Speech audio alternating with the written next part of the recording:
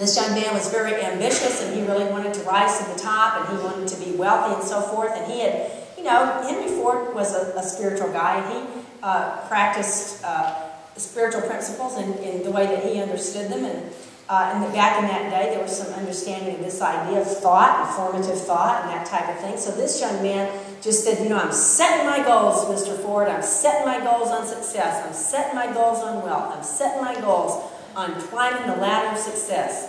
So Henry Ford saw a lot of merit in the young man, but he thought maybe the young man needed to gain a little wisdom.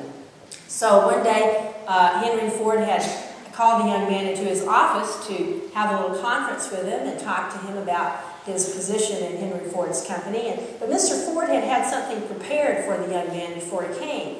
Henry Ford had had somebody take some glasses and pop the glass lenses out of them and put in the place of the glass lenses silver dollars.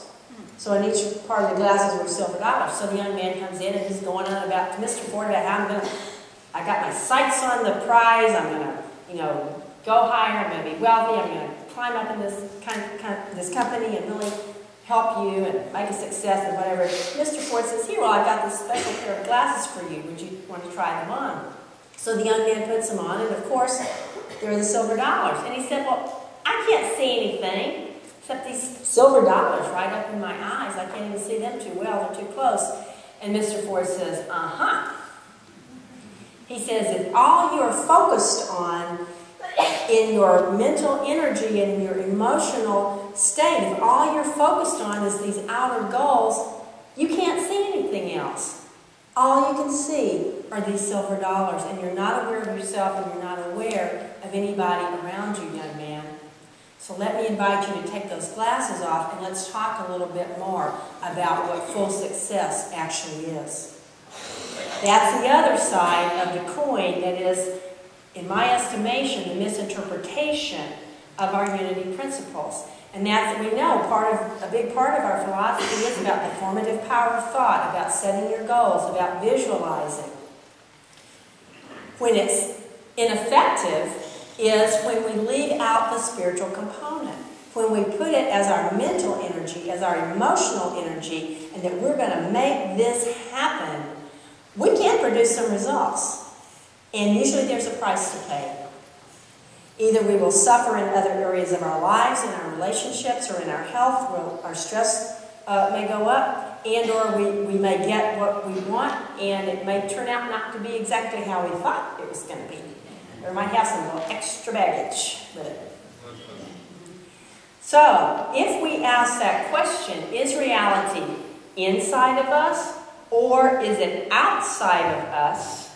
Already we've got a fundamental problem. And therein, my friends, lies the rub. The answer to that question is, it's both. Reality is both internal and it's external. If we say that reality is either all inside of us or all outside of us, what's happened is that we have created a false dichotomy. We have said that there's something besides God. Our foundational unity principle is, and if you know it, you can say it with me, there is only one presence and one power in the universe and in my life, God the good, omnipotent. Only one presence, only one power. And so, it's all got to be God, right? What's inside of us, what's outside of us. It's all God. There isn't anything else. You know, there's a concept in theology called embedded theology. And what that means is that when any of us tries to change our ideas about spirituality or tries to look at with new eyes at our philosophical thought system, that what will always bring along with us is the emotional content of our old way of thinking. And so a lot of times into our unity way of thought, we bring that old, thousands years old, deeply ingrained idea that there's heaven and there's earth. There's spirit and there's the body. There's spirit and there's materiality. And that is the problem. Our unity philosophy actually counters that. That's why, to me, it's so valuable and why it's so helpful and why I find it so productive in my life, because it says that's not true. There is no such dichotomy. It's hard to talk about it because the words trip us up, and we use words, and I do too. You have to be really thoughtful about how you talk about it, because the words will trip you up every time. But really, there's only one reality. What Jesus taught us is that if we want to have productive experiences, then we must go to source to produce them. Go down into that place inside in spirit to outpicture what is in the world of experience. Take a look at your hand. Guess what? That's spirit. Your whole being is spirit.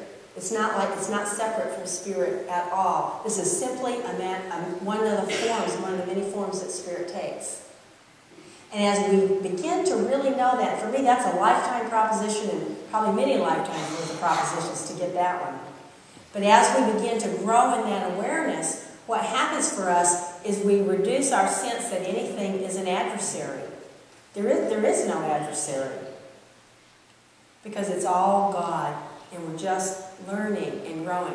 So now the next question comes about, well, if that's true, if it's all God, then where does all the stuff come from? Because this world can be a painful place. Where it comes from is our own consciousness. We produce it. So then comes the next little problem, which says, well, then if I'm producing some of this stuff, I must not be such a good person, or maybe I'm not very smart. I don't know. That's another one that we need to let go of. That's not productive, and it's not the truth. There are lots of different ways to look at it. And how I look at it is that we're growing. What we're here to do is to grow in our consciousness. You know, it's just like as a child, we're all born with the innate ability to speak, to use language, to create sentences. But I don't know, maybe there's somebody here, but I don't know if you are, I would like to talk to you because it would be very interesting, that maybe within your first few hours of life you were speaking incomplete sentences. I was not. Okay. But most of us, even though we were born with the innate ability to speak and to use language, that it takes time. There's some developmental things that have to happen in our brains. There's developmental things that have to happen in our speech, in our actual speaking capacity. And we have to be around other people to begin to pick up some patterns of speaking and to begin to make sense of the world. So actually manifesting this innate ability that we have to speak takes some time and some development. How I look at consciousness and look at quality of life is exactly analogous to that. We have the innate Christ nature. We are God in expression. And it takes time. It's a process of learning and growing and stumbling about to learn how to manifest that fully. So when I look at myself, when I look at humanity, it changes everything. When I can back away or heal my emotional reactions, which are all, that's bad, oh, I don't like that, oh, no, oh, ah, you know, all that stuff, and begin to go like, oh, all right, isn't that interesting? We're all learning, I'm growing.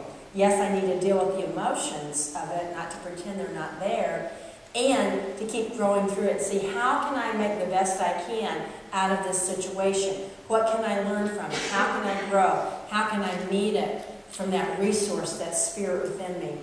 And as I do that, the quality of my life begins to go up. That's the only thing I've ever found that made the quality of my life go up. And trust me, I have tried a lot of stuff. Years ago, before I even thought about becoming a Unity minister, I was taking classes at Unity Village. And some of you may remember the great metaphysician, the Unity minister, Ed Rabel. And he passed out of this earth experience a few years ago. Ed Rabel was fabulous, and he suffered no fools. I'll just put it that way. So you didn't want to ask that question. You kind of kept your mouth shut. But anyway, I'll never forget one day that was a big turning point for me was when he was talking about consciousness, and he was saying, "What do you think you're going to take with you when you pass from this earth experience?" And everybody's like sitting there obediently with their mouths shut, which is really how you needed to be with that. But anyway, so we were saying.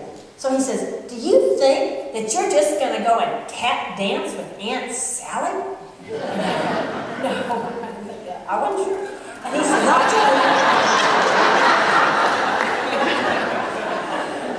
tell you what you're going to take with you. He says, the only thing you're going to take with you is your consciousness. I'm like, whoa. And at that point, I thought, how much, because I had a lot of problems and I was quite miserable. A lot of the time, I also laughed a lot, but I was also miserable. So I thought to myself, there's no back door. I've been trying to find a way out of all this by focusing on the outer things or, focusing on trying to make this happen, make that happen, whatever. But somehow that was my moment. That was my day when I got it. There's no back door. There is no back door. That if I want the quality of my life to improve, I am going to have to improve the quality of my consciousness. Whoa. I thought, that is more than I can handle. And that was a wonderful moment for me of surrender. Of surrender into the goodness of God, and to surrender into the reality of life. Because I'm like, there is no way me and my little mental thing here in my emotional life are going to be able to fix this. It's just not possible. That was a huge turning point, and ever since then it has definitely been a work in progress. It was also very comforting because what I saw for the first time in my life is that there is a true upward trend in life. And Charles Fillmore, that was one of his favorite things to say, is I am in sync with the upward progressive movement of life. Charles Fillmore, the co-founder of our Unity movement. I am in sync with the upward progressive movement of life. And I was like, wow, that opened a new door for me. There really is a way to keep going forward. I really don't have to keep spiraling backwards. What an amazing thing to learn. What an amazing thing to know. There's a story about a little boy who was from a poor family, and so he was always asking God, get me out of this poverty. God, get me some riches. God, make my life better. And one day this little boy was walking along the road, and he saw this pretty shiny stone. And he didn't know what it was. He thought it was a piece of glass, but it was really pretty, so he picked it up, and he looked at it, and he held it in the sun, and he noticed that it would flash all these different colors. It had all these different facets. It was just gorgeous. So he thought, well, I don't know, but he just put it in his pocket. And he didn't show it to anybody, but just when he was alone, he would take it out sometimes and look at it and think how pretty it was. But he thought it was just a piece of glass. And all along this whole time, he was still praying to God. God, do something. Get me out of this poverty. Make me rich. What he didn't realize was that all along he had in his pocket a valuable diamond that could have pretty much instantaneously changed his circumstances if he had known what it was and if he had known what to do with it. Friends, we have a wonderful diamond in our pocket.